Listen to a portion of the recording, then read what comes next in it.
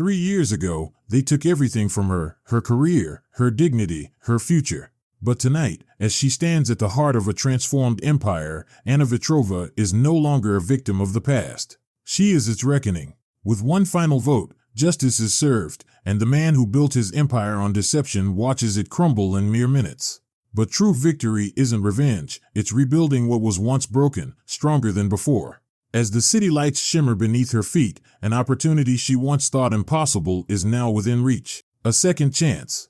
A new beginning. A story of resilience, redemption, and the power of believing in something greater than oneself. Because sometimes, the phoenix doesn't just rise, it soars. The city was drowning in November's grayness when fate brought them together, the technology tycoon and the boy. The sky hung low, like a heavy curtain ready to fall on the stage where each played his assigned role. Alexei stood frozen, as if turned to stone, doubting the reality of what was unfolding before him. His gaze remained fixed on the teenager in front of him, clad in a simple jacket. The boy's thin wrists were adorned with homemade bracelets, woven from paracord, leather, and colorful beads. "I know how to save your company," the teenager said, his voice unwavering, his eyes locked onto the man's face with a confidence far beyond his years. Alexei involuntarily glanced around, searching for hidden cameras, for some kind of trick behind this improbable encounter.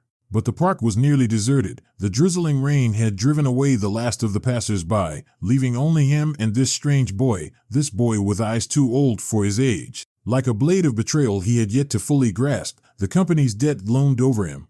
And now, standing before him was a kid who had once made a living crafting and selling knockoffs in the park, claiming to hold the key to his salvation. A chill settled deep inside Alexei, an icy grip tightening around his heart. The boy smiled, not with the open innocence of a child, but with the weary knowing of someone forced to grow up too soon. Then, in an intimate whisper, he uttered the name of Alexei's life's work, his empire, his pride. "All the papers were forged," the boy continued. "You just need to know where to look." That very morning, Alexei Solovyov had been certain of his standing in the world. 38, the prime age of a man. Especially for one who had built, with his own hands, the technological giant Phoenix, a company that had risen from the ashes of an economic crisis like the mythical bird whose name it bore. His morning ritual had been unchanged, a jog along the waterfront, where the waves crashed against the granite shore, a reminder that even the elements had their boundaries. A strong coffee brewed in a tekka, the only habit that remained from his student days, when he worked tirelessly on software code in a cramped rented apartment, dreaming of changing the world. The office on the 30th floor of the business center greeted him with its usual silence.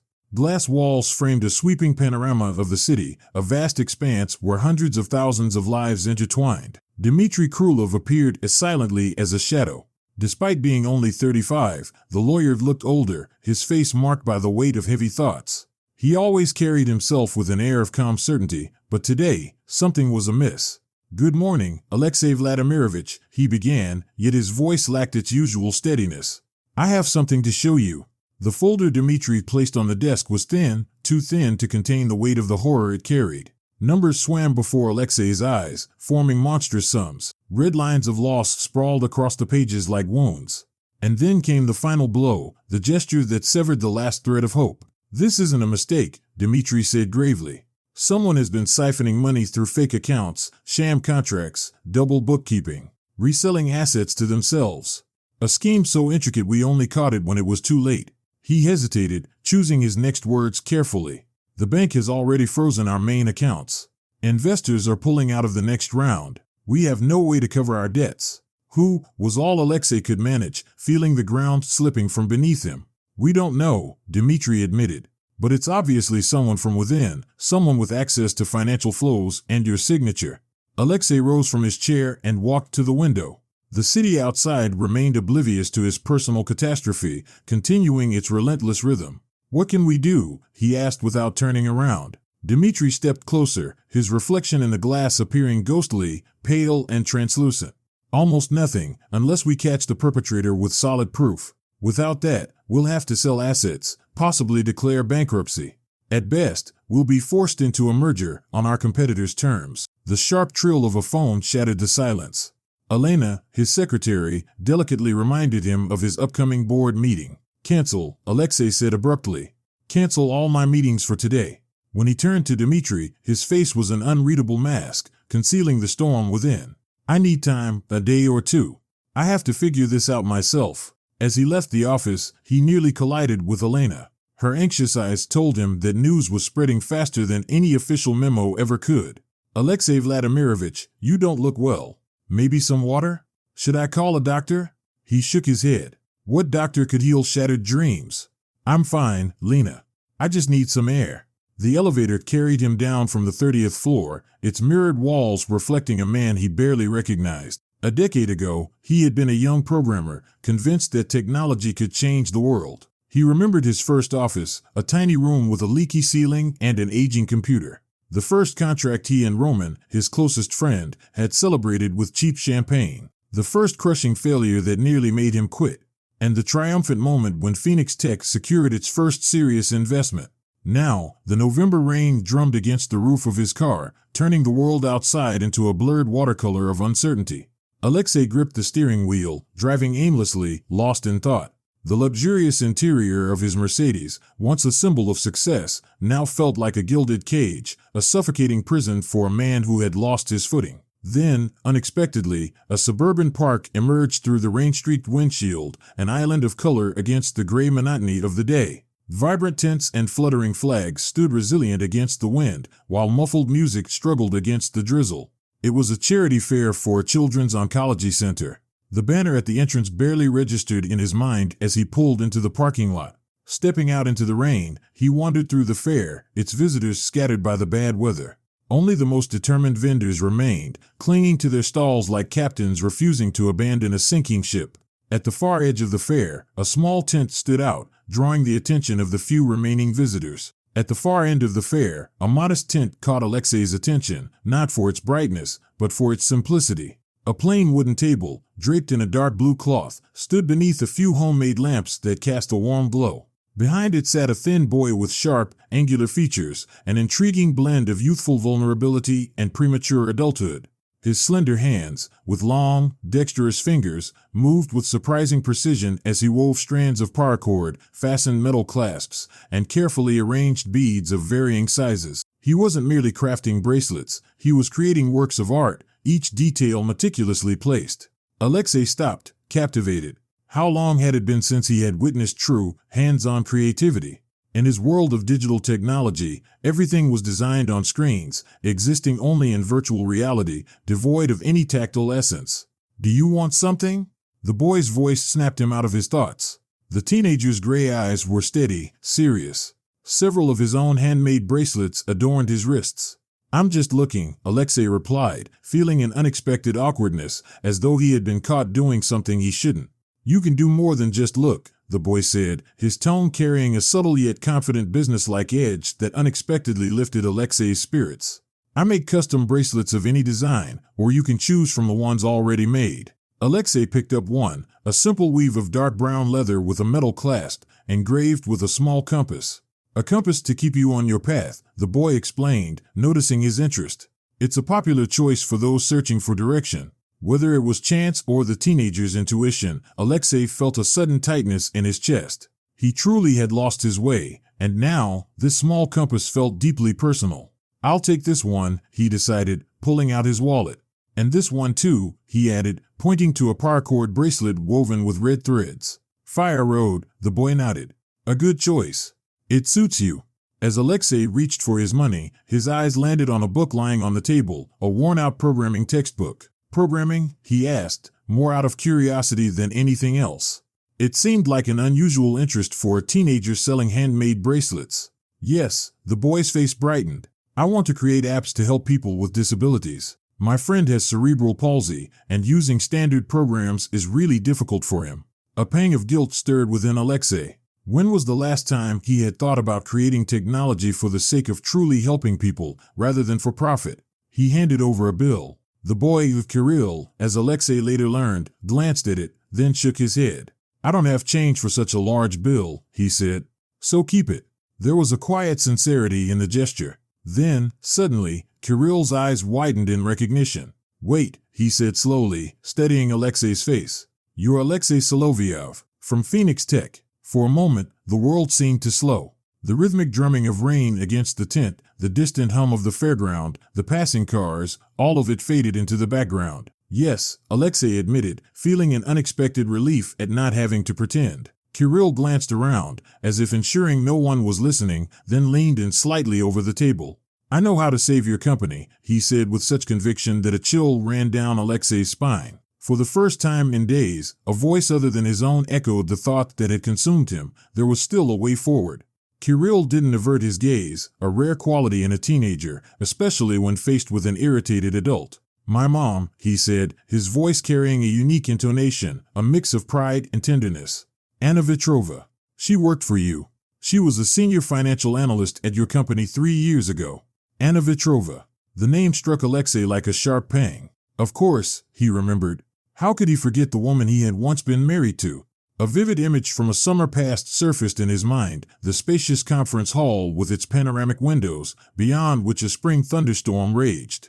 Even nature had seemed restless that day, as if anticipating the storm of human drama about to unfold. Anna had stood tall, her back rigid as a string. Her brown hair was pulled into a severe bun, her white blouse buttoned to the top, a controlled exterior betraying the tempest within.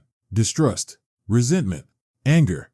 Anna Mikhailovna, Alexei had said, holding up a folder of reports. The documents speak for themselves. Deliberate misrepresentation of financial statements. You do realize this is a criminal offense? I didn't do it. Her voice had been steady, unwavering, but her clenched fists revealed her tension. No one listened. Roman, standing beside Alexei, had spoken in a quiet but authoritative tone. We have all the evidence. Your signature is on every report. What more is there to say? Roman's evidence had been airtight, indisputable. Just pack your things and leave the building. Security will escort you out. Anna had looked at Alexei then, as if truly seeing him for the first time. Her eyes carried no anger, only disappointment.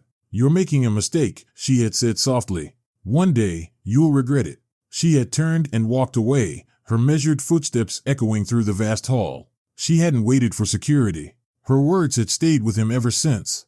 Are you listening to me? Kirill's voice pulled Alexei back to the present. The damp air, the distant sounds of the fair, it all came rushing back. Yes. Sorry. He rubbed his temples, as if trying to physically push away the painful memories. You remember my mother, Kirill said, his gray eyes flickering with understanding. Of course, you do. There was no accusation in his voice. Just a simple statement of fact. You fired her for something she didn't do. Alexei felt irritation rising in his chest. Listen, Kirill, you don't know the full story. Your mother. My mother, Kirill interrupted, his voice unexpectedly firm, spent the last 3 years gathering evidence. 3 years trying to uncover who framed her and why. Do you know what it's like to watch the person you love most come home after a 12-hour shift, only to stay up until 4 in the morning, poring over financial records? Alexei remained silent. There was a fire in Kirill's words, an intensity unusual for a 15-year-old. She found proof, Kirill continued, lowering his voice. Documents. Screenshots. Email records. What's happening to your company now? It started back then. My mom says someone was setting the stage for it. He stopped, as if realizing he had said too much. Alexei narrowed his eyes. Who?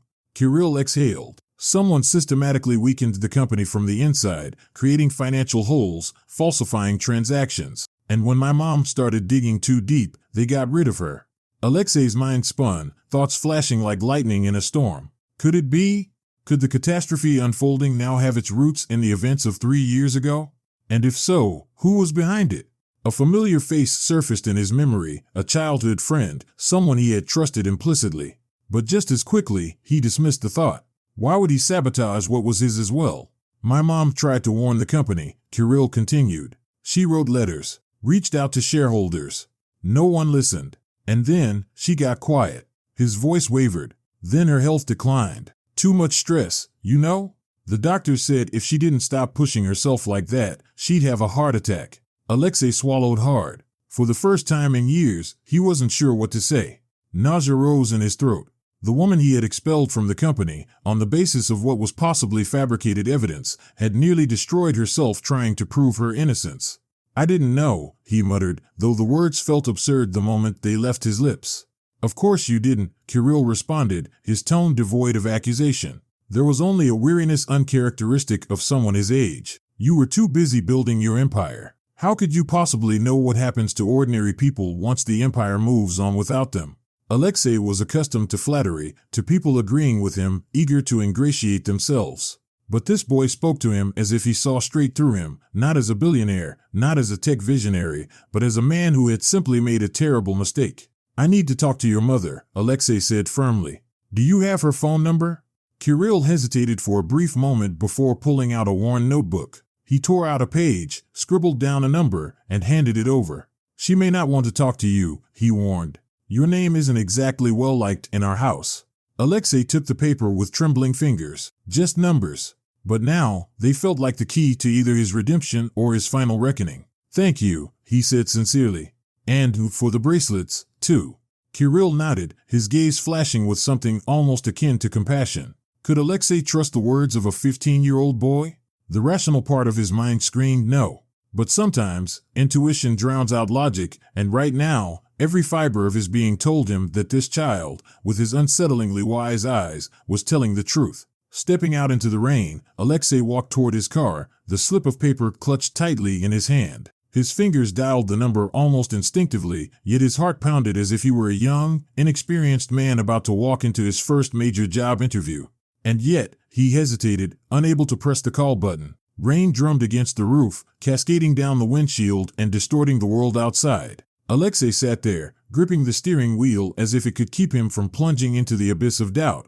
His phone lay on the seat beside him, a black rectangle, a single number glowing on the screen. What a coward I've become, he thought bitterly. He had once signed multi-million-dollar contracts without blinking, yet now, calling the woman he had cast out of his company, branded as a fraud, felt impossible. His hand hovered over the phone. What could he even say? I'm sorry, Anna Mikhailovna. I think I made a mistake ruining your career. Would you mind helping me save my company? Even in his head, the words sounded ridiculous. But then, the compass charm on his bracelet, the one he had bought from Kirill, gleamed faintly in the dim light, as if urging him to move forward. Any path was better than this stasis, this paralysis of indecision. Alexei inhaled deeply and pressed the call button. 1 ring, 2, 3. On the 5th, just as he was about to lose his nerve, a low voice answered. Had she been ill recently, or had she smoked too much? Alexei focused on a single word, yet it carried so many echoes of the past that, for a moment, he was left speechless. It was her. 3 years had done nothing to change her voice, the same timbre he remembered from meetings and planning sessions when she dissected financial flows with impeccable precision. Hello. There was a slight irritation in her tone. If this is another bank, I've already told. Anna Mikhailovna, Alexei finally managed to say.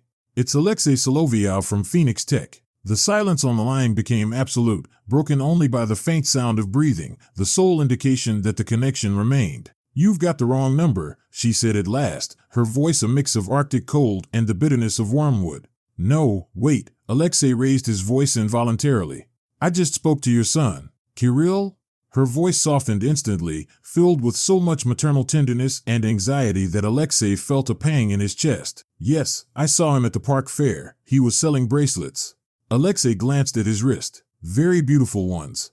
She let out a sound, but there wasn't a trace of amusement in it. What do you want from a single mother with a ruined career, Alexei Vladimirovich? Each word landed like a stone, cracking the fragile ice of his self-confidence.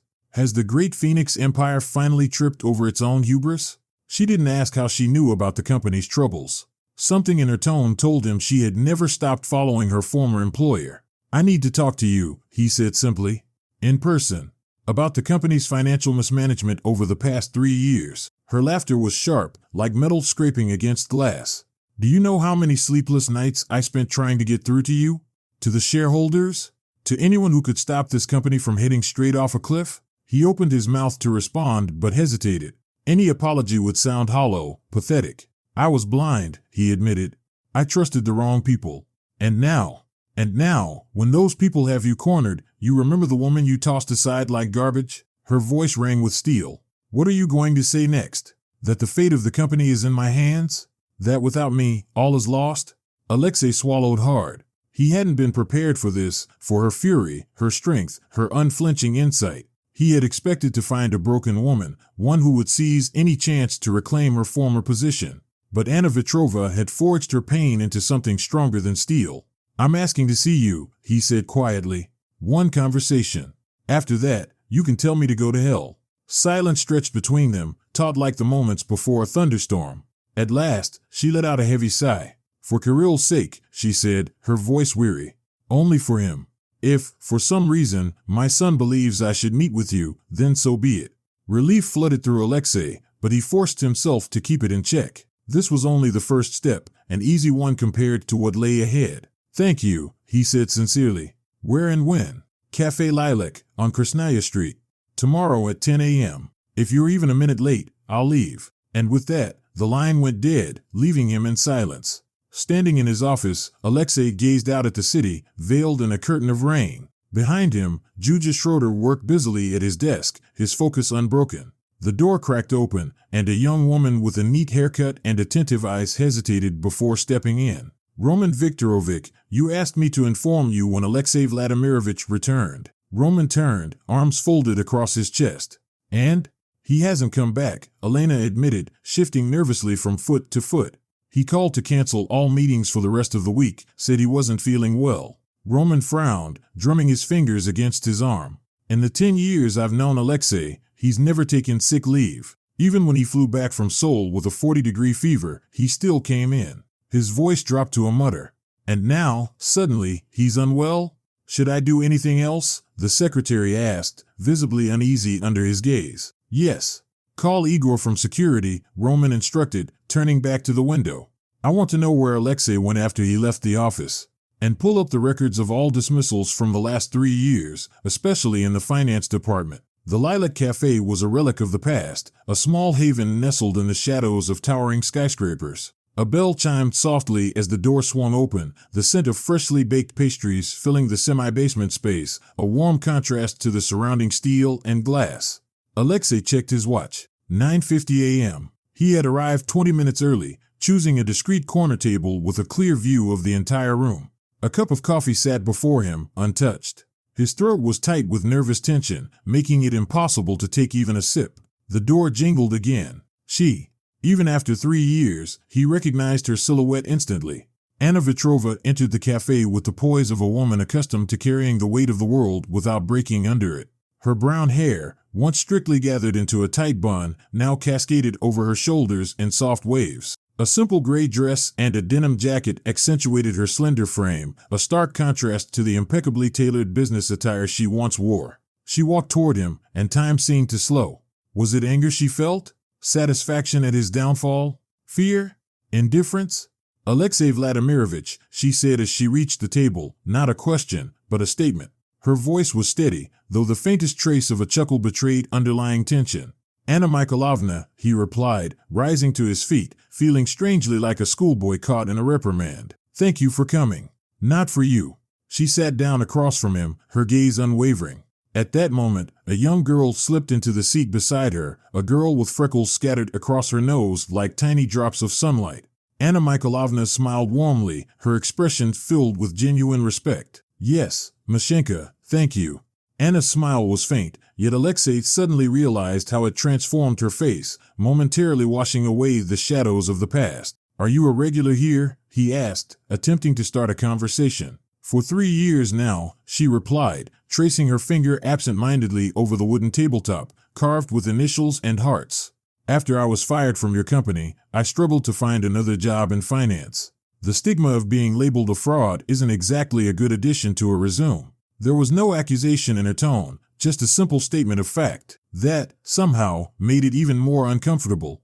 Mashenka is my neighbor's daughter, Anna continued, gazing out the window. When her mother fell ill and her father abandoned the family, she had to drop out of school and start working. I helped her with math in the evenings, preparing her for her exams. Now she studies economics at night. She turned to Alexei, a flicker of something unreadable in her eyes. The tea arrived in an old porcelain cup. She wrapped her hands around it, as if absorbing its warmth, then took a delicate sip. You're not here for small talk, she stated. You're right. Alexei straightened. The company is on the verge of bankruptcy. Someone has been systematically siphoning funds through dummy accounts. The banks have frozen our funding, and investors are in a panic. We have a month, 2 at most, before everything collapses. Anna listened in silence, but her fingers tightened around her cup when he mentioned the fraudulent accounts. And you think I can help? It wasn't a question, but a statement. Kirill said you've been gathering information all these years, that you have proof. Something flickered in her gaze, surprise, perhaps, or pride in her son. Maybe even apprehension. My son talks too much, she murmured, but without anger. Then, as if coming to a decision, she pulled an old tablet from her bag. Yes, I have something. She handed it to Alexei. The screen lit up, displaying transaction records from 3 years ago. Look at the dates. That's when I first noticed the anomalies, money being redirected to offshore accounts. Alexei scrolled through the documents, a cold sensation creeping over him. The scheme was devastatingly simple yet brilliantly executed in its cynicism. Then she flipped a few more pages, comparing signatures. This is your real signature, she pointed out, and this is a forgery. A convincing one, but if you know what to look for. Who? Alexei asked, though deep down, he already knew. Anna studied his face before finally answering. Roman Vorontsov, your friend, your right-hand man, the one you trusted the most. The name landed between them like a stone dropped into a still pond, sending ripples of shock outward. But why? Alexei shook his head. He owns a 15% stake in the company. He's destroying his own investment. If the company goes bankrupt, Anna leaned in, lowering her voice, its assets will be sold for next to nothing. Guess who's first in line to buy Technograd? Your main competitor. Do you know who recently acquired a controlling stake in Technograd? A network of offshore companies whose ultimate beneficiary is none other than Roman. Alexei exhaled sharply, feeling the ground slip from under him for the second time in 2 days. Bravo. Anna leaned back in her chair. He'll get your technology, your patents, your customer base, everything you've spent a decade building, for next to nothing. But is the evidence strong enough to hold up in court? Alexei asked. Anna let out a bitter smile. And what then? When I tried to expose him, I was dismissed as a madwoman, a disgruntled ex-employee playing vigilante. Roman has connections everywhere, even with the judge handling your bankruptcy case. She locked eyes with him, her gaze laden with meaning. His cousin. Silence settled between them, heavy with the weight of missed opportunities and shattered hopes. Outside, the rain had finally stopped, and the first rays of sunlight pierced through the clouds, casting intricate patterns on the cafe floor. Alexei spoke quietly. After everything I did to you. Anna stared at her cup for a long moment, as if searching for answers in the spirals of cool tea. 3 years ago, I didn't just lose my job, I lost my faith in justice, she finally said, her voice so quiet that Alexei had to lean in to hear. I couldn't prove my innocence. I couldn't defend myself. I had to start over from scratch, first as a supermarket cashier in Costa, then as a kitchen worker in a fast food restaurant.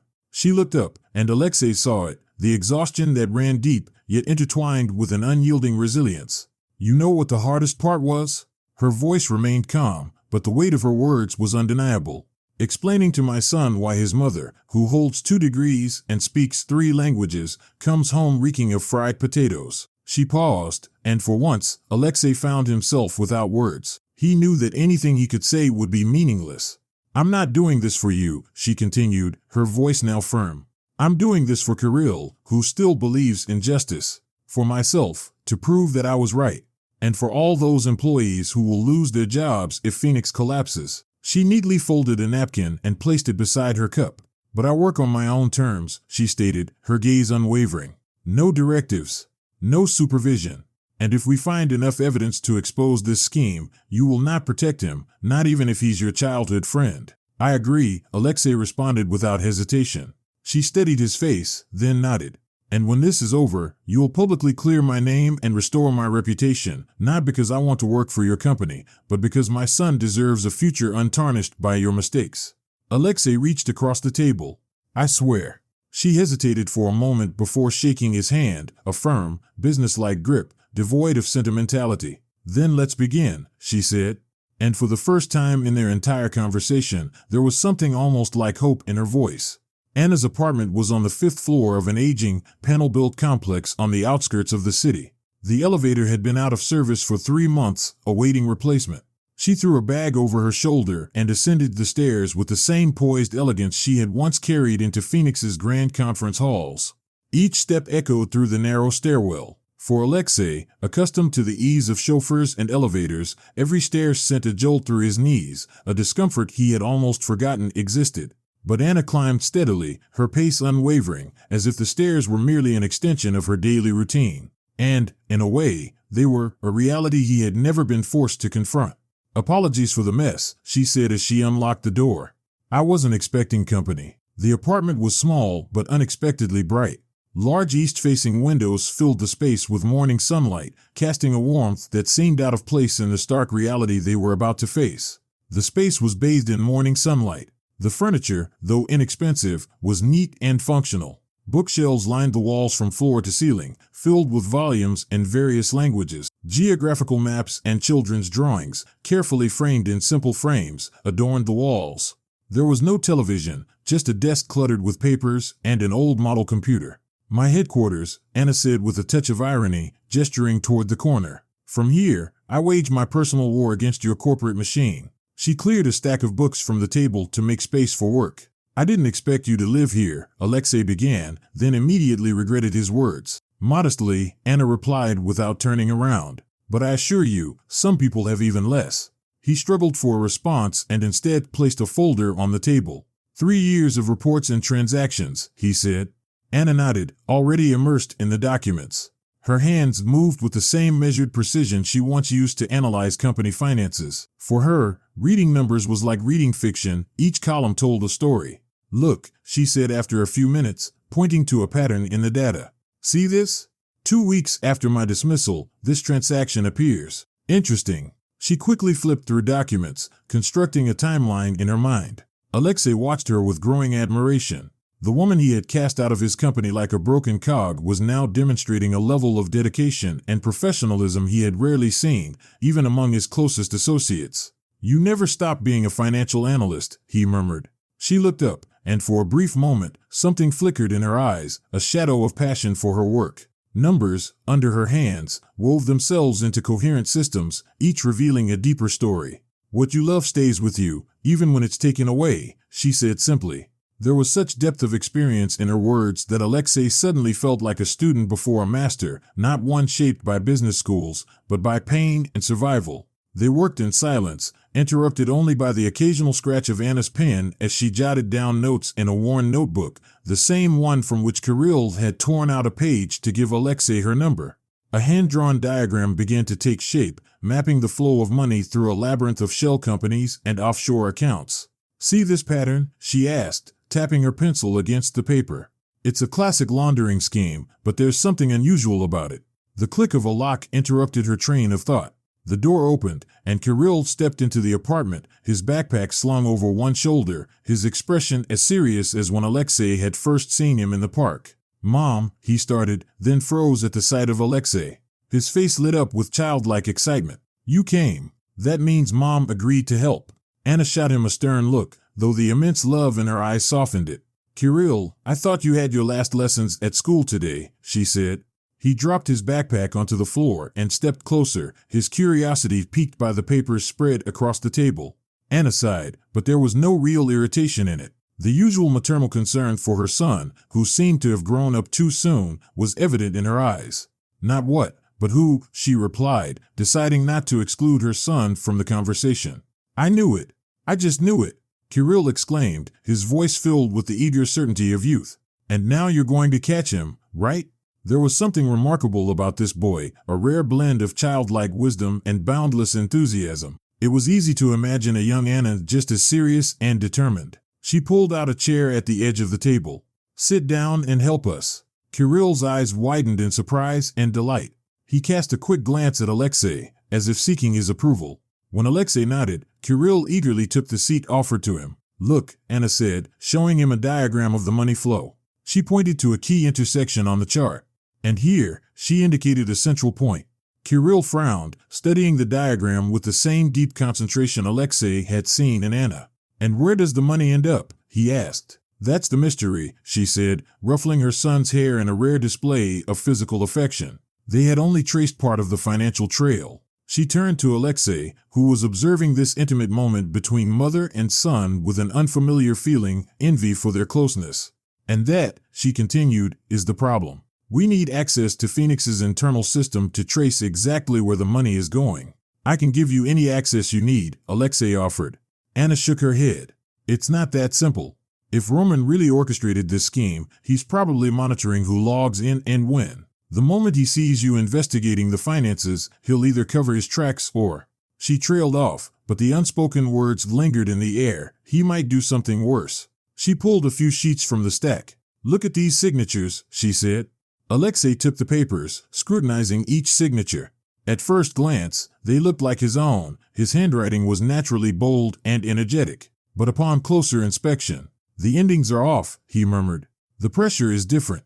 Exactly, Anna nodded. Roman has been practicing your signature for years, first on minor documents, then on increasingly important ones. She retrieved another paper, a thin sheet filled with small print. This is an amendment to the company's bylaws, allegedly signed by you 2 years ago. It grants your CFO, Roman, the right to make unilateral decisions on large financial transactions in the event of, quote, unforeseen circumstances in company operations. A cold wave washed over Alexei. He had never signed anything like that. He had never given anyone, especially not Roman, that kind of power. Anna pulled out another document. This one authorizes the opening of new accounts without your knowledge. And this, she handed him another sheet, is a consent form allowing the sale of company patents under specific conditions. With every document, the picture became clearer. Roman had spent years constructing a web of deception around Alexei, building a shadow empire within Phoenix Tech, right under the nose of its founder, who had been too preoccupied with innovation to notice. Alexei pressed a hand to his chest, struggling to process the magnitude of the betrayal. As much as I could, he couldn't even finish the sentence. Anna's voice was quiet but firm. It's a classic scheme. First, they steal a little, then a little more, and then they take everything. In psychology, we often fail to notice gradual changes, we only react to sudden ones. It's like the proverbial frog in boiling water. We need to go to the police, Alexei said, shaking his head. Not without solid evidence. We need an irrefutable link between Roman's offshore accounts and Technograd. Otherwise, he'll slip away unscathed, and you'll be left with a ruined company, Anna countered. And how do we find that connection? Alexei asked. I need to get back into Phoenix, Anna said quietly. There's no way to do this without raising suspicion. A consultant, an auditor sent by the investors, someone with access to the financial system, it's too risky. If Roman finds out, Alexei began, but Kirill interrupted him. Mom will be fine, he said with unwavering confidence. There was such pride in his voice that Alexei couldn't help but smile, though deep inside, the thought of exposing Anna to danger twisted his stomach. He had already failed her once. She turned to Alexei, her expression resolute. We don't have much time. If we want to save the company, we have to take the risk. I can't ask you to do that, Alexei said, shaking his head. Not after everything that's happened. Anna smiled faintly, and for the first time in days, her face lit up, reminding him of the woman he once knew. Fearless, brilliant, unshaken by challenges. I'm not doing this for you, she said simply. For the first time in this relentless nightmare, Alexei felt a flicker of hope. I have an idea too, Kirill said suddenly. Something in his tone made both adults turn to him, equally surprised. Kirill, Anna started in warning, but the boy pressed on, his voice hushed despite them being alone in the apartment. The bracelets I showed you last month. Anna's eyes widened, her face a tangle of emotions, pride, fear, something else. It's too risky, she said firmly. What bracelets? Alexei asked, glancing between mother and son. Kirill straightened up, his eyes alight with the same spark of invention Alexei often saw in himself as a young man. I'm not just weaving bracelets, he said with quiet pride. I've been experimenting with electronics. Waiting for his mother's approval, he sprang up and disappeared into his room. Moments later, he returned, carrying a wooden box with careful precision. He lifted the lid, revealing several bracelets that looked no different from the ones sold in parks. He picked up one, dark leather with a metal clasp, and handed it to Alexei. Put it on. Alexei hesitated before slipping it onto his wrist. Nothing unusual, soft leather, the slight weight of the metal. Now, press the clasp twice, Kirill instructed, unable to hide his excitement. Alexei complied. A soft beep emanated from the bracelet, and a tiny LED flashed red beneath one of the leather bands. It's a voice recorder, Kirill announced proudly. And not just any voice recorder, it stores audio in its built-in memory and simultaneously transmits the signal to a receiver. He pointed to a small device in the box. The range isn't great, about 50 meters, but it should be enough. but the recording quality is excellent, and most importantly, they are virtually undetectable. I made 5 of them. Alexei stared at the boy in undisguised amazement, 15 years old, and already creating something that could revolutionize the spy gadget market. Where did you learn to do this? He asked, examining the bracelet with newfound respect. Kirill shrugged, his gesture devoid of modesty, just a simple statement of fact. YouTube, forums, books on electronics from the library. At first, I bought old devices at flea markets, took them apart, and studied them. Then I started earning a little money online to buy better components. And the idea? Alexei felt a familiar curiosity stir within him, the same drive that had once pushed him to create the first Phoenix Tech prototypes. Kirill cast a quick glance at his mother, and something in that look made Anna avert her eyes, as if trying to suppress a painful memory. When we tried to prove her innocence, no one believed us, Kirill admitted, his voice quiet yet filled with unwavering determination. There was no proof. So I thought, what if we could record conversations without anyone knowing? That way, we'd always have evidence.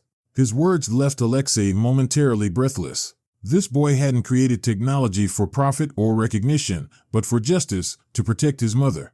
Anna remained silent, but her grip on the pencil tightened, her knuckles turning white. In that silence, Alexei read a story she had never told, a story of relentless struggle and unyielding resilience. She hadn't broken. She hadn't given up. And she had raised a son who had inherited her strength of spirit, adding to it his own ingenuity and brilliance. You do realize, Alexei began, but hesitated, uncertain how to finish the sentence. That it's illegal? Kirill finished for him, a wry smile crossing his face. In that grin lay a wisdom far beyond his years, too bitter for someone so young. As if what your Roman is doing is legal. As if what they did to Mom was legal. Kirill, Anna said softly, and in that single word was a world of meaning, warning, compassion, understanding, and pride. The boy met her gaze, and once again, that invisible bond formed between them, silent, unbreakable, forged in fire and hardship. These bracelets could be the key, Kirill said, his voice turning businesslike. If Mom goes back to the company as a consultant, she can wear one. The other, he turned to Alexei. You can give it to Roman as a gift. Say it's for good luck or something. Alexei shook his head, both astonished and impressed by the sheer brilliance of the plan. And he'll be wearing a listening device without even realizing it. Kirill smiled, satisfied that his idea had been understood and appreciated. Anna looked at her son, a mix of emotions flashing in her eyes, pride in his intelligence, fear for his safety, and deep concern for the path he was choosing. It's dangerous, she said. If Roman finds out, what choice do we have? Kirill interrupted. At that moment, they were mirror images of each other, the same determination, the same unwavering resolve. We've waited 3 years for this chance. Anna exhaled slowly, then nodded. All right, she conceded. We'll do it. But on one condition. She fixed Kirill with that unmistakable maternal gaze, one of boundless love, yet firm and unyielding. You stay out of it. No heroics. No risks. You give us the bracelets, explain how to use them, and that's it. Alexei, Vladimir, and I understood. Kirill clearly wanted to protest, but something in his mother's gaze stopped him. He nodded, though his expression revealed how difficult this promise was for him. All right, Mom. I'll be careful. Anna turned to Alexei, and in her eyes, he saw a reflection of his own concerns and hopes. By evening, the rain had returned, as if nature itself sought to mirror the city's somber mood, cold, unsettling, laden with an unshakable sense of impending change. Alexei parked the car 2 blocks away from the meeting place, just as Mikhail had instructed.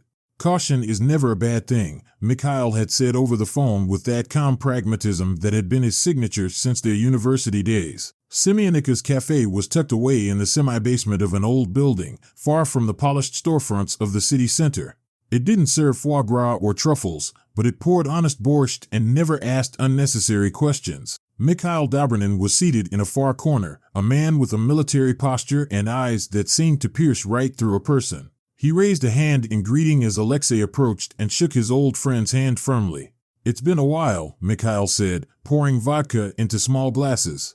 Since your birthday, I think 3 years ago, Alexei nodded, feeling a pang of guilt. So much had happened since then. Mikhail smirked knowingly. Corporate life is a grind. Not everyone can be a lone wolf like me.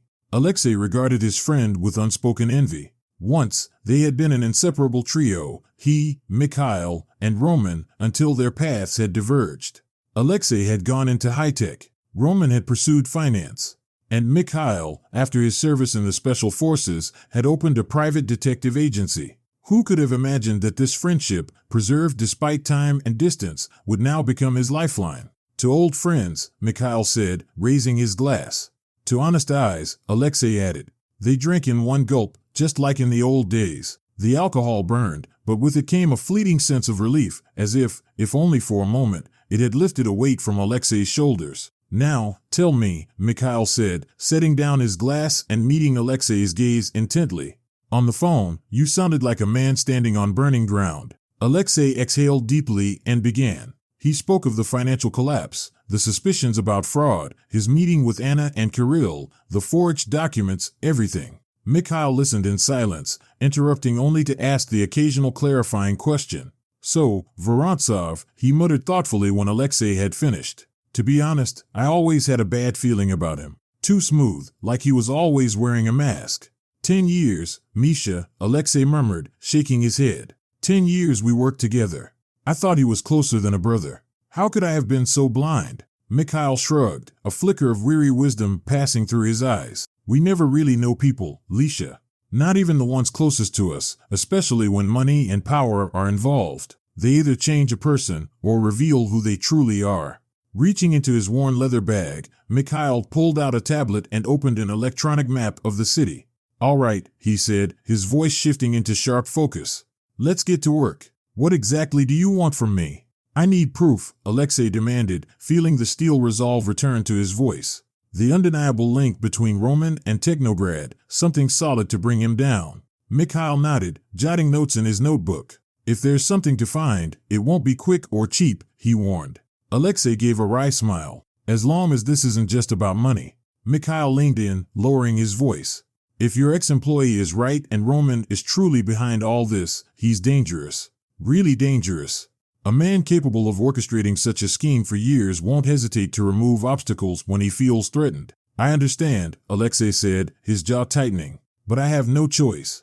If I don't stop him now, I lose everything. And it's not just about money or the company, it's about justice. Mikhail studied him for a moment, then nodded. All right, I'll start today. But listen carefully, you have to act normal. No sudden changes in behavior. No hints. No suspicious looks. Roman must suspect nothing. Alexei exhaled slowly, his chest tightening at the thought of having to face a traitor with a smile. Mikhail's voice dropped to a whisper. Be careful with your phone and computer. No discussions about the investigation. No questionable internet searches. All communication will be in person or through secure channels that I'll set up for you. As they parted outside the cafe, the rain turned to an icy drizzle, not quite winter, not quite autumn. A frozen limbo, just like Alexei's life, suspended between past and future. Hold on, old friend, Mikhail said, pulling him into a firm hug. We'll get him. The next morning, stepping into the office felt like stepping onto a stage, his first performance, unprepared. Every smile, every nod, every handshake demanded a conscious effort. And then Roman appeared, greeting him in the lobby with his usual friendly pat on the shoulder. You look better, he remarked, feigning concern. But the glint in his eyes was predatory, every movement calculated. How could I have been so blind? Yes, it's getting easier, Alexei lied, masking his turmoil with a forced smile. Sometimes you just need a good night's sleep to clear your head, right? Right. Roman slung an arm over his shoulders, guiding him toward the elevator. By the way, good news. I found a potential investor to help with our liquidity issues. Alexei nodded and smiled, but inside, a storm raged.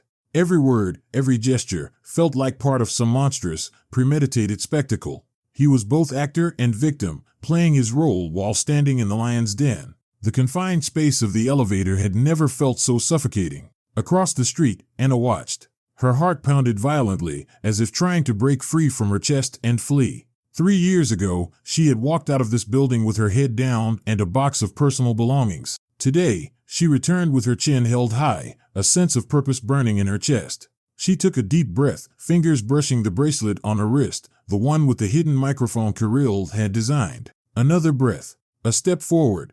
The plan was flawless in its simplicity. At the urging of a major investor concerned about rumors of the company's instability, Anna's past with Phoenix was not hidden.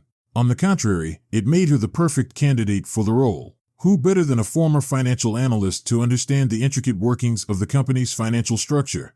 At the entrance, the security guard checked her new ID. As the elevator doors slid open, the first thing she saw was a familiar face, Elena, Alexei's secretary. She stood frozen, a folder clutched in her hands, her eyes widening in shock. Anna Mikhailovna. Elena's voice trembled with surprise. It's really you. Anna offered a composed, professional smile, concealing the complex emotions stirring within her. Hello, Elena. It's been a long time. They exchanged brief pleasantries, but Anna could already sense the whispers rippling through the office. The one who was fired for falsifying records is back. At the entrance to the conference room, Alexei was waiting. His expression was carefully masked with businesslike composure, yet a flicker of anxiety lingered in his gaze. Beside him stood Roman Vorontsov. 3 years had done little to change him, still the same refined appearance, the impeccable suit, the piercing winter blue eyes. Only the faint lines at the corners of his gaze hinted at the passage of time. He regarded Anna with the unreadable expression of a seasoned poker player. Anna Mikhailovna, he greeted, his tone laced with surprise. What an unexpected turn of events. Life is full of surprises, Roman Viktorovich, she replied evenly, meeting his gaze without flinching. Mrs. Vetrova will be working with us as an independent auditor at the request of the Aurora Foundation, Alexei explained, striving to sound natural. She will assist in evaluating our financial position and preparing a report for investors. A fleeting shadow crossed Roman's face, so subtle that only the most observant would have noticed. As I recall, he said smoothly, Mrs. Vetrova had some challenges with the accuracy of her financial reports. His flawless smile never faltered. But of course, if our esteemed CEO believes this is the right decision, I fully support it. Thank you for your trust, Anna replied, her own smile equally polished. I assure you, I will be meticulous in my work. The day unfolded in a relentless marathon of meetings, document reviews, and financial system inquiries, always under Roman's invisible yet undeniable scrutiny. He never intervened, yet Anna felt his presence as acutely as a lizard senses the shadow of a hawk. By lunchtime, she had access to the company's key financial systems. By 3 p.m., she had reviewed 6 months' worth of transactions. By 5 p.m., she found the first discrepancies, patterns mirroring those of 3 years ago. Money siphoned through shell companies. Contracts signed under highly unfavorable terms. The company's assets quietly bleeding away. But the crucial link, the direct connection between Roman and the competitors, remained elusive. She knew she was missing something hiding in plain sight. A soft knock at the door of her temporary office interrupted her thoughts. She looked up to see Roman leaning casually against the doorframe, exuding the effortless confidence of a man who always felt in control. How's the work going? He asked with a slight smile. I hope you're not too disappointed with what you found. Anna pressed the clasp of her bracelet, discreetly activating the recorder. She wasn't ready to draw conclusions, not yet. The work is progressing as planned, she replied evenly.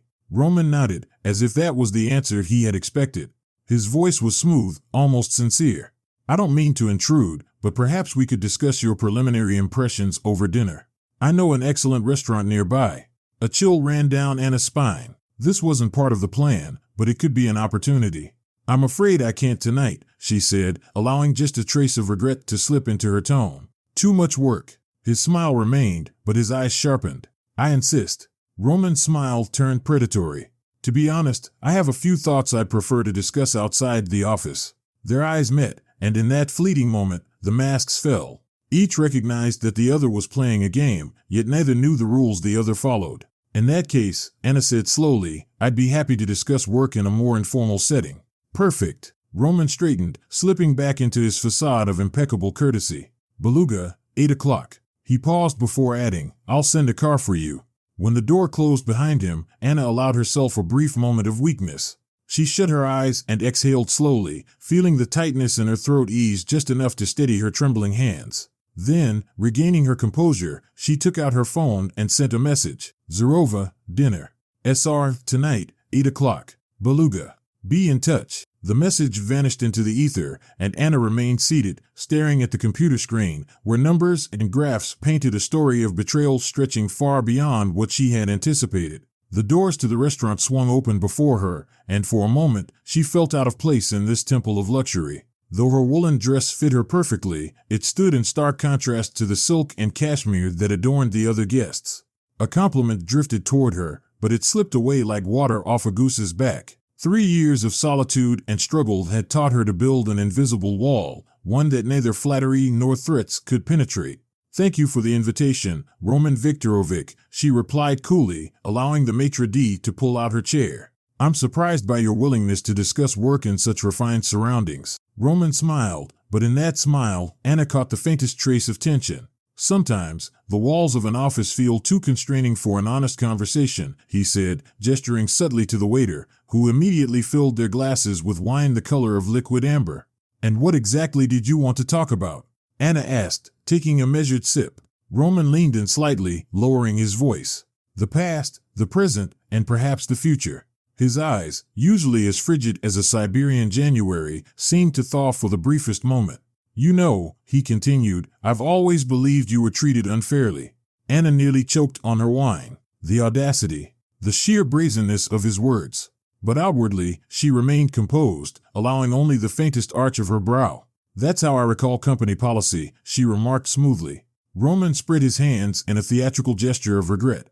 "I was bound by corporate rules," he sighed. "But I always knew you were an exceptional professional." She allowed herself a slight smile, her expression unreadable. "And what led you to this sudden epiphany?" "Time. Experience. Perspective." He paused, watching her reaction before adding, "and, of course, the current state of the company, which, from what I can see, is rather precarious." Anna decided to take a gamble. If he wanted to play, she would show him she was ready. A flicker of something crossed Roman's face, almost imperceptible. "The company is in a period of transition," he said, choosing his words carefully. "That's why I'm glad you're back. Your skills and expertise." He didn't finish. His gaze shifted toward the restaurant entrance, and his expression changed, from feigned warmth to genuine satisfaction. Anna turned, her heart skipping a beat. Standing at the entrance were 2 elegantly dressed women, both in their mid-30s, their beauty accentuated by expensive gowns and flawless makeup. Beside them stood a middle-aged man with a commanding presence and piercing gaze, one she recognized instantly from photographs. Irina Solovyova, Alexei's ex-wife, and Igor Levitsky, the owner of Technograd, Phoenix Tech's biggest competitor. Proof that Roman wasn't merely working with the competition. He was working against Alexei. "What a coincidence," Roman murmured, his voice dripping with amusement. Although his voice carried no hint of surprise, he gestured for the maitre d' to escort the guests to their table. Discreetly, she pressed the clasp of her bracelet twice, ensuring the recording was active. A small diode flashed red beneath the leather band. It was working. Irina was the first to approach, enveloped in a cloud of expensive perfume and her own self-importance. She extended her hand to Roman, allowing him to kiss it. "What a pleasant surprise," she remarked, her gaze sliding over Anna with that unmistakable look wealthy women reserve for those they deem beneath them. "This is Anna Vetrova," Roman introduced smoothly. "A financial consultant working with us on a special project." Igor Levitsky shook Anna's hand with unexpected firmness. "A pleasure," he said, his voice deep and assured. "Any friend of Roman's is a friend of ours." "I am not Roman's friend," Anna wanted to shout. "I am his nemesis. I am the one who will expose his betrayal." But instead, she merely smiled, a polished, professional smile. The staff swiftly added extra chairs, and soon Anna found herself seated with the very people who had destroyed her career and ruined Alexei's company. Wine flowed freely, followed by exquisitely plated dishes whose names she could barely pronounce. She listened carefully, offering the occasional neutral remark, while mentally recording every word. When someone asked Roman when the bank's decision was expected, he answered casually, "In 2 weeks." "It will, of course, be negative," Irina added with a knowing smirk. "My ex-husband will be devastated." There it was, the confirmation. The bank's rejection, the coordinated maneuvering, everything pointed to a conspiracy. Feigning innocence, Anna tilted her head slightly.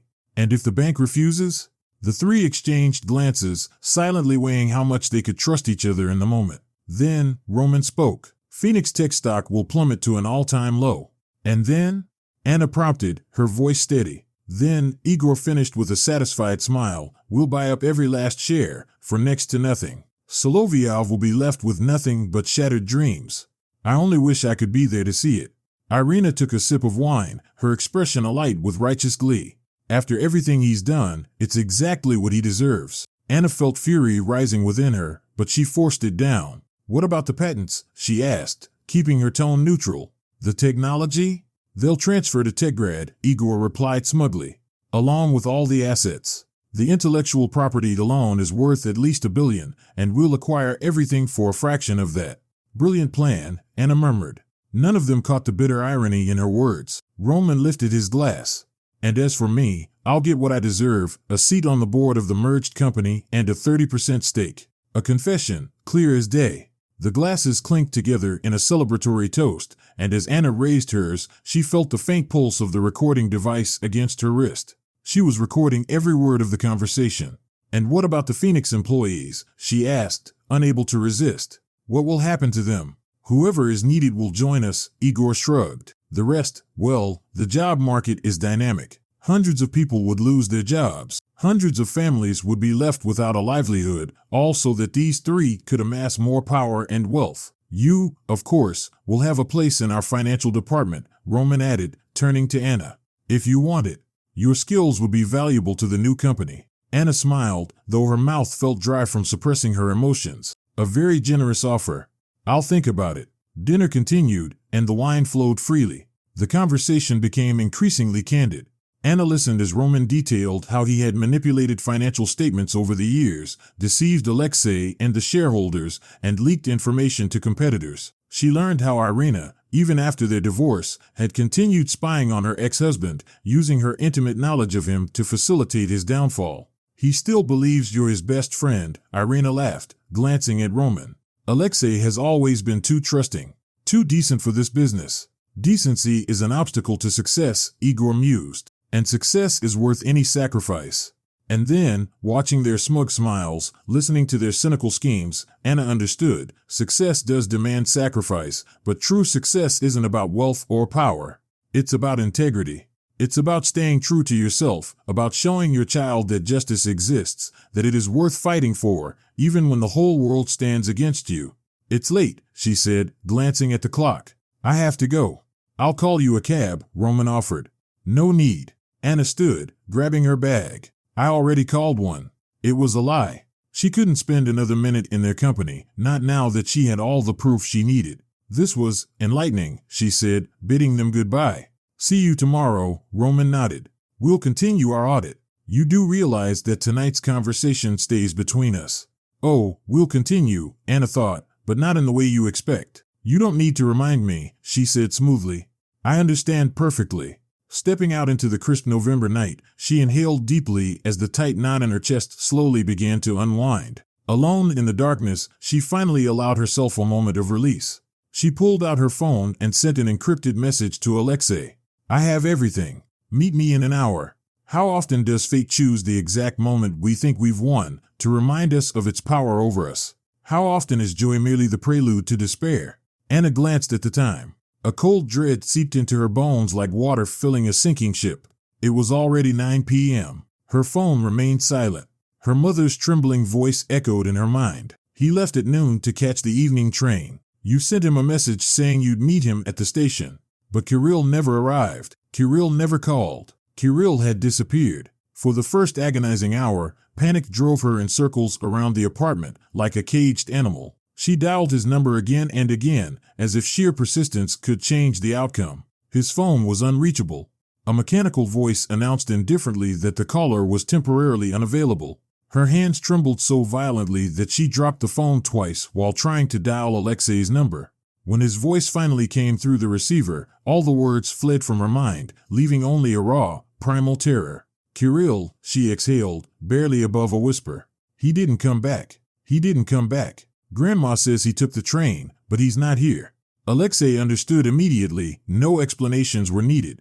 I'll be there in 20 minutes, he said, his voice carrying the same unwavering resolve that had once built an empire from nothing. We'll find him, Anna. I promise. She sat on the edge of the couch, arms wrapped around herself, rocking back and forth, just as she had as a child when her mother scolded her, when the world felt like it was crumbling around her. Where is her son? Is he safe? Is he breathing? What if this was because of the fraud investigation? What if Roman had somehow found out? What if? The sudden ring shattered the silence like a blade. Anna grabbed the phone without even glancing at the screen. Kiryusha? Not exactly, replied an unfamiliar voice, low and raspy, the voice of a heavy smoker. But he says hello. Her heart stopped. The world shrank to a single point, this voice, this cold, disembodied sound vibrating through the receiver. Who are you? She whispered. Where's my son? Your son is safe. Despite the voice modulator distorting the sound, she could hear the smug amusement beneath it. For now, his continued well-being depends entirely on you, Anna Mikhailovna. What do you want? Her own voice sounded foreign to her, as though it belonged to another woman. The bracelet, the voice replied. The one with the recording. And all copies. In exchange for your son. And, of course, a complete cessation of your activities. A second of silence. 2, 3. Thoughts scattered like startled birds. How do I know he's alive? She asked at last, surprised by the steadiness of her voice, though inside, everything had melted into trembling jelly. Mom. One word. Spoken in a voice she knew better than her own. For an instant, she could breathe again. Kiryusha, are you okay? Did they hurt you? Mom, don't give them anything, he whispered urgently. Don't give them the tape. I'm in Perry. The line cut off. The hoarse voice returned. You have 3 hours. We'll call back with instructions. If you go to the police or try anything reckless, the boy will be harmed. And then silence.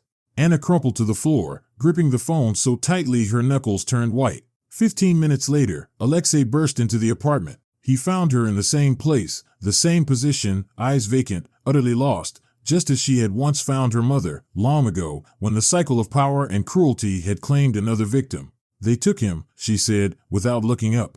They want to trade the recording for evidence against the affair. Alexei knelt beside her, taking her ice-cold hands in his. Then we give it to them, he said. Whatever they want. Kirill is more important. For the first time, she looked at him. Anna's eyes locked onto his. Listen to me. Alexei squeezed her hands even tighter. I've lost my friend's company. My wife. I could lose everything, for all I care. But your son, he's an innocent child. Nothing is worth his life. Nothing. She looked at the man she once knew, and for the first time, she saw beyond the mask of a successful businessman, a real, vulnerable, feeling person. She wanted to lean into him, bury her face in his shoulder, let him take even a fraction of this unbearable weight. But instead, she pulled her hands away and rose to her feet. No, she said firmly. We can't do that. If we hand over the tape, they won't stop. They'll destroy all the evidence, and then they'll get rid of us. They can't afford to let us live, knowing what we know. Alexei stood, following her movements. Then what are you suggesting?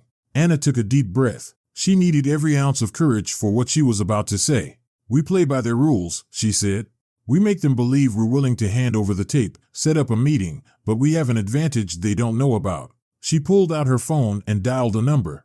Mikhail. It's Anna Vetrova. They've taken my son. Time distorts when your child is in danger. It stretches endlessly as you wait for a call, for news. It races past like a bullet, because every passing minute could mean. No, you can't think about that. You can't even let the words take shape in your mind. Anna's apartment had become an operations hub. Mikhail Dobrinin installed specialized call tracking equipment on her phone. To ensure they sounded convincing, they prepared a replica of the bracelet, one with a blank, untainted recording. The real tape had been copied and hidden long ago, safeguarded by Alexei. They'll call with instructions, Mikhail said while his assistant worked on the wires. Your job is to keep them on the line as long as possible. Ask questions. Stay calm. Don't let them suspect anything. Anna nodded mechanically, committing every instruction to memory. But in reality, she thought only of her son, of his eyes, so much like hers. Of his hands, the same hands that had deftly created the very device now responsible for his suffering. Of his voice, the brave voice of a boy ready to sacrifice himself, but never to surrender. My boy. My life. My everything. When the phone finally rang, she answered, forcing herself to steady her trembling fingers. I'm listening. Victory Park. The playground, came the same hoarse voice. 1 hour. Bring the bracelet. Every copy. No police, no tricks, or you'll never see your son again. I want to hear him, Anna demanded. I need proof that he's alive. Silence. Then, rustling, followed by silence, then rustling again. Mom, I'm fine. Don't worry about the connection. Anna broke off, looking up at Mikhail, who gave her a thumbs up. The signal had been traced. Industrial zone on the outskirts, near the old warehouses, he said, removing his headphones. 15 minutes from here. Alexei, who had been standing by the window, immediately turned around. Let's go. Now. Wait. Mikhail raised a hand. We can't act impulsively. It could be dangerous for the boy. Every minute of delay is dangerous too, Alexei countered. We know where he is. First, I'll call my men. They'll help us organize the operation, Mikhail said. Then, turning to Anna, he added, you have to go to the park as instructed, or they'll suspect something is wrong.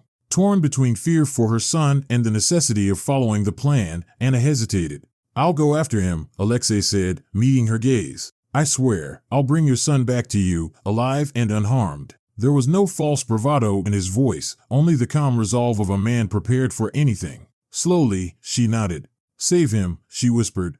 It was all she could say. The old warehouse loomed in the twilight, its rusting metal walls clattering ominously in the breeze. Alexei, Mikhail, and two of Mikhail's former Special Forces comrades approached cautiously, using abandoned vehicles and piles of debris for cover. The thermal imager shows two heat signatures inside. One of the Spetsnaz men murmured, studying the small screen. One large, probably an adult. The other smaller, possibly a child. Alexei's heart clenched, a mix of anxiety and relief surging through him. Kirill was alive. How do we go in? He asked, scanning the massive warehouse gates and the scattered doors along the perimeter. Through the side entrance, Mikhail replied, pointing to a small door on the right. Sergei goes first. Then me. You follow Maxim. Alexei nodded, adrenaline surging through his veins. His entire life, he had solved problems with wealth, influence, and intellect. None of that mattered now. Here, only speed, precision, and the willingness to be ruthless would make a difference. Sergei, a stocky man with a square jaw, reached the door first. The lock was gone, the rusted hinges barely holding together. He carefully pulled the handle. The door creaked faintly. Inside, the warehouse was pitch dark. It reeked of damp, dust, and machine oil. The beam of a flashlight cut through the gloom, revealing a jumble of crates, broken machinery, and tangled wires underfoot. In the center, whispered a Spetsnaz operative, his eyes locked on a monitoring device. They moved carefully, stepping silently, attuned to every sound. Alexei felt sweat trickling down his back, his muscles taut, his pulse hammering in his ears. Then, through the suffocating silence, they heard it, soft, but unmistakable. A voice. Alexei had already recognized Kirill's voice. It was steady, lively, even tinged with mockery. Relief caught in Alexei's throat. His son hadn't shown fear. The men exchanged glances, and at Mikhail's signal, they scattered. I've heard you're a clever boy, the kidnapper said in the same hoarse voice that had come through the phone. So clever that you got yourself caught. And where has all that cleverness gotten you now? Where has your stupidity gotten you? Kirill shot back with an adult-like seriousness that never failed to astonish Alexei. Alexei saw the kidnapper raise a hand, and his heart clenched with a mix of terror and fury. But in that instant, Sergei sprang from the shadows and took the man down with a swift, precise blow. The kidnapper hit the ground hard. A brief struggle ensued, but against three highly trained fighters, he stood no chance. Alexei rushed to Kirill, hastily untying the ropes. It's me, you're safe now, he reassured, afraid the boy might be frightened. But Kirill showed no trace of fear. As soon as the blindfold was removed, he glanced around, his expression one of scientific curiosity rather than distress. 3 hours and 42 minutes, he noted, checking his wristwatch as Alexei freed his hands. You were even faster than I expected. Alexei couldn't hide his amazement and admiration. Kirill merely shrugged, his composed demeanor starkly contrasting the chaos around them. This boy, this extraordinary child, possessed the intelligence of an adult and the courage of a true hero. He had believed in them, in his rescue, and that belief had kept him strong. Your mother is waiting for you, Alexei said as he helped him up. Anna was already at the entrance despite the biting cold. The moment Mikhail's car came to a halt and the back door swung open, she rushed forward, seeing nothing but the frail figure of her son. Kiryusha, she gasped, a choked sob escaping as she pulled him into a fierce embrace. Mom, he murmured, hugging her back. I told you not to worry. I don't even have a bruise. She pulled away slightly, scanning him from head to toe, desperate for reassurance. Are you sure? He didn't hurt you? He didn't? Kirill rolled his eyes with the exasperation only a teenager could master. Mom, I'm fine. I mean, he fed me terrible sandwiches, but other than that. Anna let out a shaky breath, but the tears defied her efforts to hold them back. I was so afraid of losing you, she whispered, pulling him close once more. You would have survived it, Kiryusha. Gently, he freed himself and looked into her eyes. You're the strongest person I know. Then, for the first time since his return, he smiled. I'm just glad you didn't have to prove it. Anna turned to Alexei, who stood a few steps away, respectfully allowing them their moment. She met his gaze, and with all the gratitude in her heart, simply said, "Thank you." But in that single word lay more meaning than in all the poetry ever written, more meaning than in all the literary treatises of the world. "Thank you for giving me my son back." Alexei shook his head. "Don't thank me, thank him." He nodded toward Kirill. He carried himself like a man. I'm not sure I would have shown such courage at his age. Anna wrapped her arm around her son's shoulders, leading him toward the house. But before stepping inside, she turned to Alexei. "Would you come in?" she asked, and for the first time since they met, there was warmth in her voice. Alexei smiled, feeling the weight of the past days slowly begin to lift. "With pleasure," he replied. And for the first time in what felt like an eternity, he smiled too. Morning arrived with that rare clarity that follows a night spent teetering on the edge between life and death. The sky had begun to clear, as if an invisible hand had swept away the lingering clouds, leaving only the biting cold in their wake. Anna stood before the mirror, barely recognizing the woman staring back at her. Where was the frightened supermarket cashier who once flinched at the sound of an opening door? Where was the hollow gaze of a woman whose hope had long since faded? She was gone. In her place stood someone new, someone with an unyielding posture, a steady gaze, and an indomitable will etched into every feature. Today would mark the end of a long journey. She fastened the buttons on her tailored navy blue suit. At the breakfast table, Kirill ate with surprising composure for a teenager who had been through so much in just a few days. "Are you sure I can't come with you?" he asked, looking up from his plate. Anna shook her head, her fingers instinctively reaching to smooth a stray lock of his hair, an old habit that once seemed too childish but now felt impossibly precious. "No, sweetheart. It would be unpleasant." She chose her words carefully, though in truth, slaughterhouse was a far more fitting term for what awaited her. "But I promise, I'll tell you everything." Kirill nodded in understanding, and for a moment, he looked older than his years, like a boy who had learned too soon how cruel the world could be, yet still believed in the possibility of justice. "Give this to Alexei Vladimirovich," he said, taking a small object from his pocket and placing it on the table. It was a new bracelet, intricately woven, with a steel plate embedded in the design. One word was engraved upon it: honor. Anna picked up the bracelet, her vision blurring with unexpected moisture. "I will," she whispered. She pressed a kiss to the top of his head. "Go to school. I don't want you risking an emergency meeting of the Phoenix Tech Board of Directors." The meeting was scheduled for 10 a.m., but by 9:30, the expansive conference room on the 30th floor was already filling with people. From a discreet lounge adjacent to the room, Anna observed through the glass wall as Alexei guided her inside. The glass, darkened on one side, allowed her to see without being seen. One by one, the members of the Sadov Council arrived, men in immaculate suits, their hair meticulously groomed, their expressions sharp and unreadable. Investors, lawyers, shareholders, and among them, like a predator among unsuspecting prey, sat him. Like a shark in a school of common fish. Roman Vorontsov, as impeccably groomed and self-assured as ever, was engaged in light-hearted banter with a board member, his polished smile unwavering. Even from a distance, Anna could sense the aura of invulnerability radiating from him, the unshakable confidence of a man who had never known defeat. Until today, she thought, her fingers brushing against Kirill's bracelet concealed in her pocket. The door opened quietly, and Alexei entered, his expression sharp with focus, a folder of documents in hand. His eyes were darker than usual, and Anna noticed new lines etched around them, silent witnesses to countless sleepless nights. "Is the exposé ready?" he asked in a measured tone, one that between them now carried more than just inquiry. It was an unspoken gesture of support.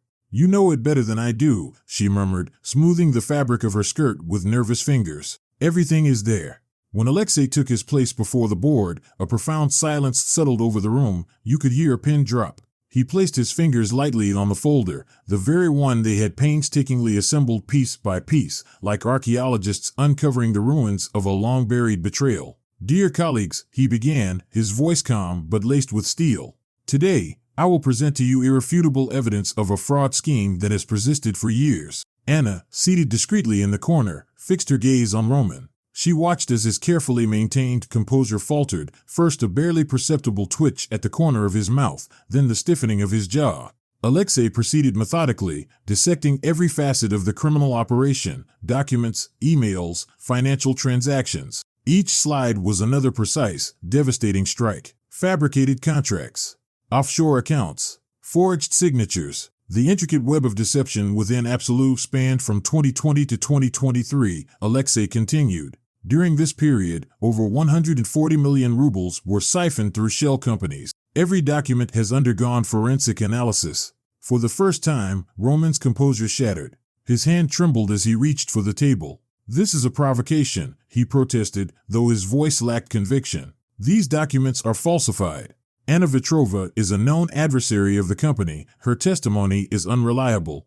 But no one looked convinced. For the first time in years, Anna felt something deep within her begin to thaw, not the fire of revenge, but the quiet, liberating realization that justice was finally prevailing. Roman, once an unassailable figure of authority, now slumped into his chair, his finely tailored suit suddenly resembling a mere costume, a facade unraveling thread by thread. "I have the audio recording," Alexei declared. With a press of a button, the voices of Roman, Irina, and Igor Levitsky filled the room, discussing, in unmistakable clarity, their plan to systematically dismantle the company. The board members, men who had, for decades, placed their unwavering trust in Roman, now regarded him with undisguised disgust. "The motion is clear," one of them said at last, his voice resolute. "Roman Vorontsov is to be removed from his position immediately, and all relevant materials will be turned over to law enforcement." And just like that, the empire he had so meticulously built began to crumble. The vote was unanimous. Roman no longer attempted to resist. His world, built on lies and manipulation, had collapsed in mere minutes. Two guards gently took him by the elbows. "Anna Mikhailovna," the chairman addressed her solemnly, "the company formally apologizes for what happened 3 years ago. We will restore your reputation and professional honor." Tears welled in her eyes, not from weakness, but from sheer relief. Alexei approached, and in his gaze, there was something deeper than camaraderie or gratitude. It was the silent understanding that true strength lies not in wealth or power, but in the ability to defy the system while preserving one's humanity. 3 months later, Phoenix office. The same glass walls, the same corridors, but now a different pulse, a new energy. And at the heart of it all stood Anna Vetrova.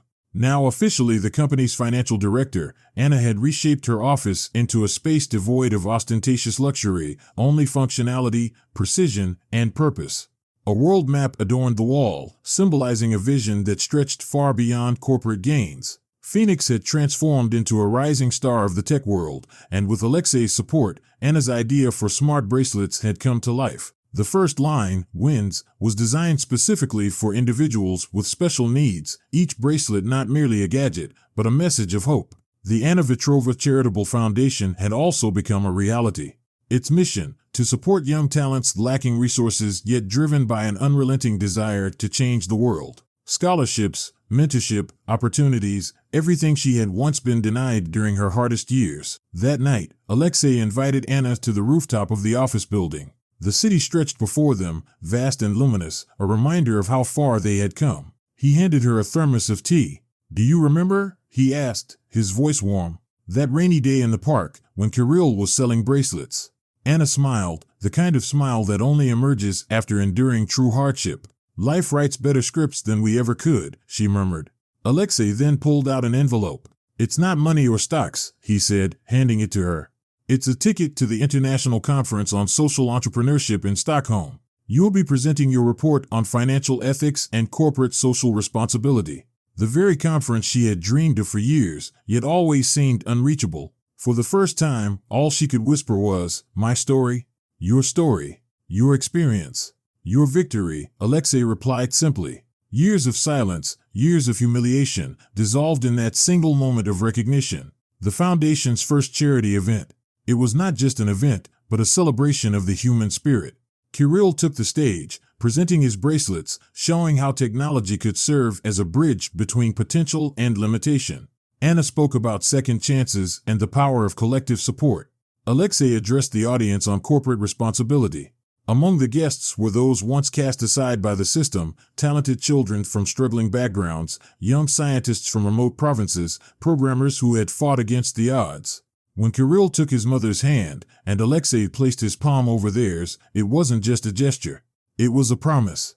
A promise to keep fighting, to keep believing, to keep building. The phoenix had, indeed, risen from the ashes. Now, let me ask you, if you were in Anna's shoes, a woman wrongfully dismissed, yet unbroken, would you find it in yourself to forgive? Would you still believe in the best after enduring so much? Share your thoughts in the comments. If this story resonated with you, give it a like and share it with your friends. Perhaps it will inspire something greater. Because every story is a window into the human soul, and every choice is a chance to change the world. Together, we can do more than we ever imagined.